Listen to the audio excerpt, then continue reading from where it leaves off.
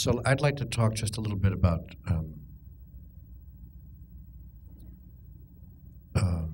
relationships, and then we can share among us and then move on.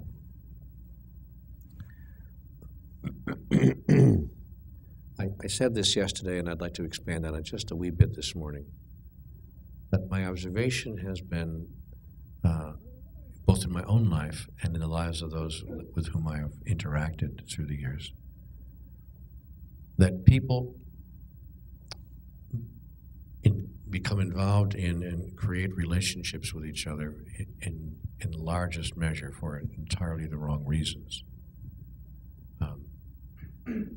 They do so in large numbers to fulfill a need that they perceive that exists within them. Most people do not characterize it that way in their own thinking about it.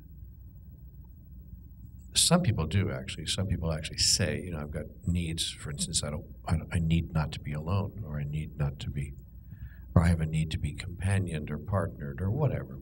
But most people don't. My observation has been that most people don't think of it in those terms. They think of it in terms of, hey, I just fell in love. Met that person, just fell in love.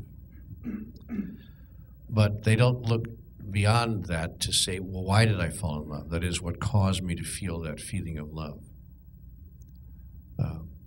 However, the proof is in the pudding as relationships mature, because that is, as we stay together with another person for a longer period of time.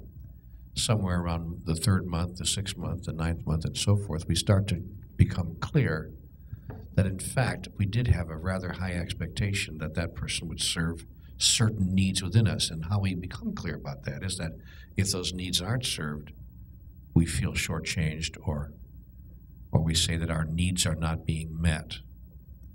And that becomes such a powerful statement that, in fact, it's used as a justification for actually ending the relationship. People actually end the relationship saying in counseling sessions, well, my needs are not being met. When the counselor looks back at them and says, oh, in other words, you got into the relationship to have your needs met, then that's usually the first time that the person in counseling is confronted with the truth of why they got into that relationship. They'll say to you, no, I just fell in love, but I have to have my needs met. And so what they deny is what caused them to fall in love.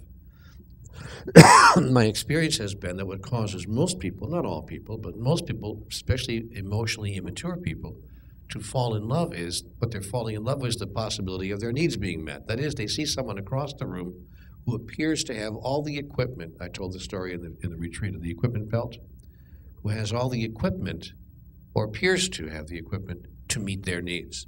So they get pretty excited about that. Wow, this person, likes ballet. I like ballet.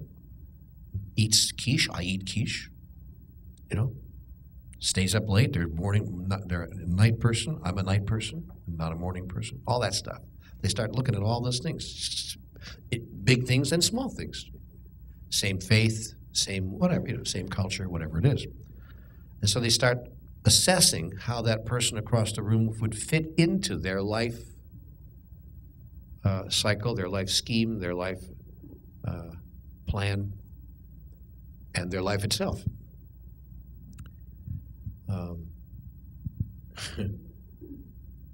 And sometimes they don't. Sometimes they just fall in love because something goes on chemically with that person, and then they try to make it work, even though the other person does not have the equipment, when it comes down to it, to meet their needs. You couldn't exist in a relationship with only preferences and no needs unless you understood what the relationship was for to begin with. See, if you have a misunderstanding of why we're in relationship with something, then it would be impossible to step outside of your need-based paradigm. Most relationships emerge from a need-based paradigm, as does most people's experience of what we call love. That's why I asked you last night, what is your definition of love? Because the definition of most people, and I don't mean in this room, but I promise you out there on the street, you'll find this out when you do your work. 9 people out of 10, when they talk about love, although they may not, again, they may not say so directly and verbally, but I can promise you when you have interactive counseling with them, you'll discover very quickly that what most people mean when they talk about love, they mean need fulfillment. And there is an interchange of those words. Love to them means need fulfillment. If you want to have that kind of romance where you're excited to get that phone call, even in the 43rd year of your marriage, it still feels great to have that person say, I love you, sweetheart. See you in an hour. And you just go, yeah, see him in an hour. Without chemistry, you're not going to have that. That doesn't mean you can't have an extremely high level of friendship called agape and have a wonderful, totally wonderful relationship. But what I said yesterday was, if you want to have romance, I'm talking about romantic relationships, where we are in fact talking about, who was it yesterday that said, where we are talking about the water lapping up on the sand and the beach, and the sun coming up, and it's sunrise, in your mind, even if you're not on the beach in Hawaii, but it's the same kind of, that's, if you want that, you better have chemistry. Now, I want to give you an example. Again, I'll use somebody else in the room. JR, I love JR.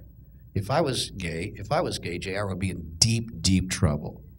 Because I have such chemistry. I don't know how he feels. I don't care. This is about how I feel. But his kind of person is a person that I respond to at a level that goes beyond intellect. I don't think about it. It's just his humor, his insight, his wisdom, his clarity, his instant being there-ness, his presence, his integrity. It's just, and I like to be around the guy. In fact, hardly anyone I know does not like to be around the guy. As an example, that's chemistry. Some people call that charisma. Call it what you want. He's got it up to his ears. And he's got to know that because he's heard this all his life. He's had to have heard this all his life. So I'm always excited when I'm sitting down at the lunch table. You can tell. When you talk about chemistry, you can tell when you're sitting in a lunchroom someplace and somebody approaches your table. Whether you go, okay, guess we'll have lunch. He's coming over, or whether you go, oh God, JR's coming. You know when they approach the lunch table, you know whether you got chemistry or not. It's called the lunch table test. See, it's the dinner table test. If you just can't wait for that guy to cross the room and have dinner with you, then you know right then and there you got chemistry.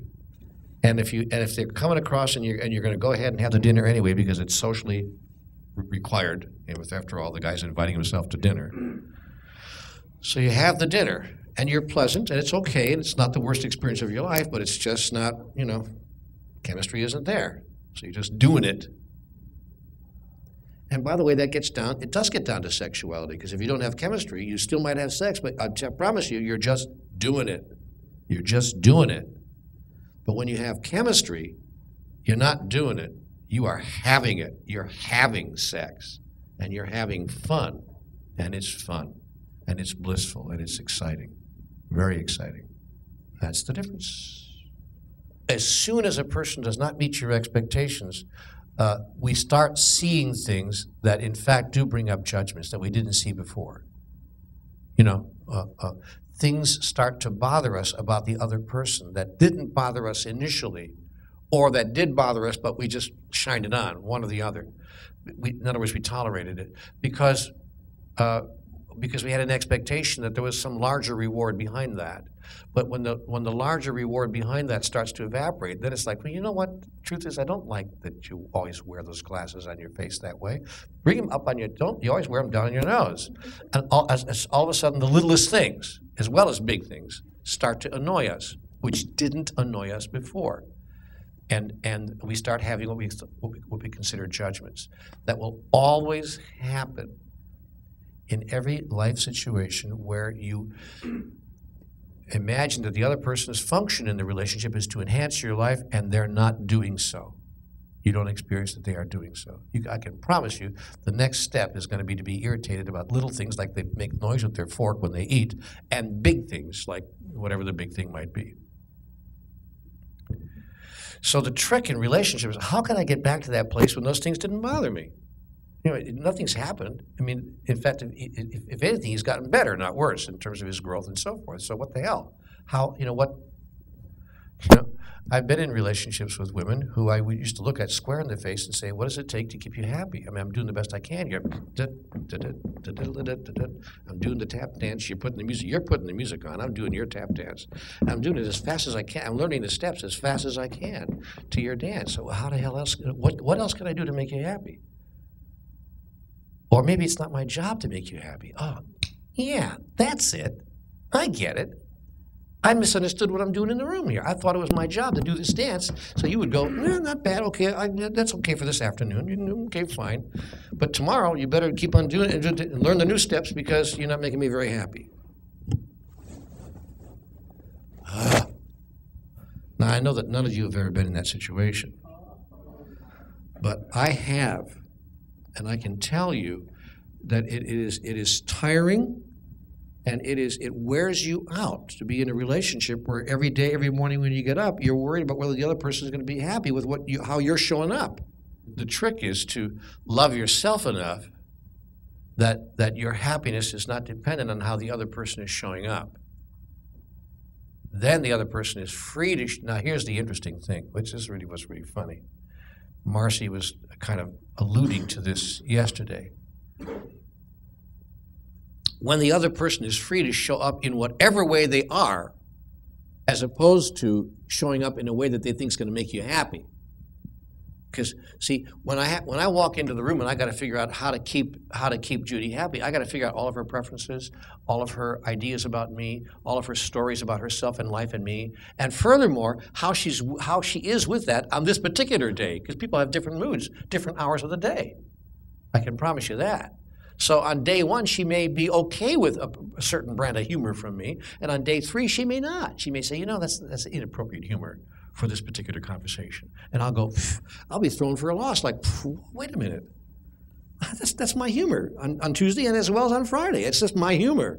I can't sit here and worry about, well, is this the right time? I mean, are you in the right mood to hear this particular joke? I mean, am I, either I'm okay. What the hell? I mean, I go nuts. Trying to adjust my personality by the hour, depending on whether you're in a good space or not.